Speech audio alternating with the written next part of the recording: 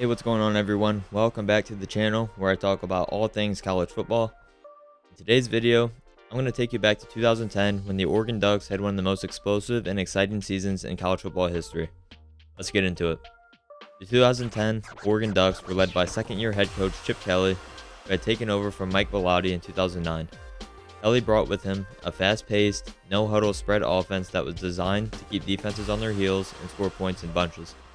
The Ducks had a talented roster featuring stars like running back LaMichael James, quarterback Darren Thomas, and wide receiver Jeff Mail. They also had a solid defense led by coordinator Nick Aliotti and players like Casey Matthews, Kenny Rowe, and Cliff Harris.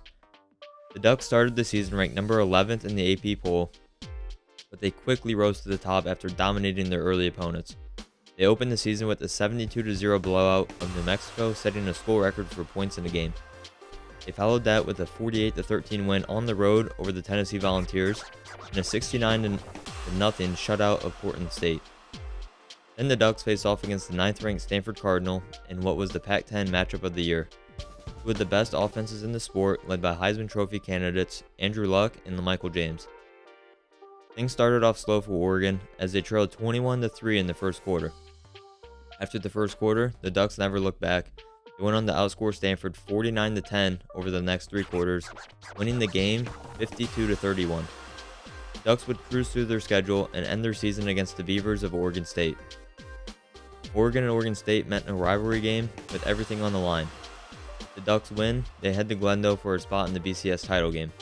The Beavers had the opportunity to crush their dreams of a national title. Chip Kelly and the offense, they started the game out very slow, trailing 7-0 in the first quarter. Darren Thomas was struggling to find any rhythm. When all the momentum was against Oregon, things turned around very quickly. Brian Katz, the quarterback for Oregon State, would go on a turnover frenzy, throwing 3 interceptions to the Ducks. That gave them the spark they really needed, and from there it was history as James and Barner took over the game, both rushing for over 100 yards and 2 touchdowns. In what was a slow start, it ended up being a monumentous win for Oregon as they won 37-20 and knocked off their rival. The Ducks became the first and only Pac-10, Pac-12 school to go undefeated in the regular season. While doing so, they averaged 47 points per game, which was ranked first in the nation, and scored at least 50 points 7 different times. Oregon also led the nation in total offense with 530 yards per game and rushing offense with 290 yards per game. Ducks finished the regular season with a perfect 12-0 record, the first undefeated and untied regular season in the school's 117-year football history. They also won their second consecutive Pac-10 title, and as I previously mentioned, they earned a spot in the BCS title game, and that's where they would face the Auburn Tigers and Heisman Trophy winner Cam Newton. The game was hyped up as a clash of styles between Oregon's high-octane offense and Auburn's very physical defense.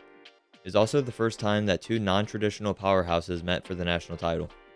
The game was a close and very thrilling affair, with both teams trading blows throughout.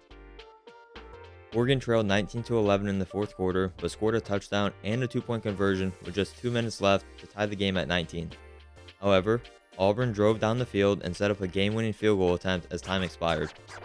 Wes Byram kicked a 19-yarder that split the uprights, giving Auburn a 22-19 victory and a national title. Oregon came up just short of winning its first ever title, but still had a remarkable season despite being very disappointed in the national championship. Averaging 50 points a game and only scoring 19 obviously wasn't what many fans expected. But 2010 is the year many Oregon fans considered the year they put themselves on the map in the modern era of college football. The success would eventually pay dividends in recruiting guys like DeAnthony Thomas, Eric Armstead, and Marcus Mariota. To end the video, let's take a look at some of Oregon's top performing players from 2010. At quarterback, you have Darren Thomas. He finished with 2,800 yards passing on 61% completion. He also threw 30 touchdowns to just 9 interceptions. On the ground, he ran for 500 yards and 5 scores. At running back, LaMichael James, he led the way with 1,800 yards, averaging 6 yards per carry. He had 21 rushing touchdowns on the ground while having another 3 through the air. James won the Doak Walker Award as the nation's top running back and was a consensus All-American. At wide receiver, Jeff Mail had a record-setting season. He tallied 1,076 yards on 76 catches while scoring 12 touchdowns. Defense was led by Casey Matthews and Kenny Rowe. Casey Matthews had 80 tackles, 9 tackles for loss, and 3 sacks. Kenny Rowe, he led the team with 7 sacks and 16.5 tackles for loss. And just because it was such a great year for Cliff Harris, I thought I'd highlight his punt return stats. He had an incredible 4 punt return touchdowns in 2010. And that's going to do it for today's video, guys. I hope you enjoyed this type of video. If you did, please hit the like button and subscribe to my channel for more college football content. Also, let me know in the comments what other teams you want me to cover in the future. Thank you for watching as always, and I'll see you in the next one.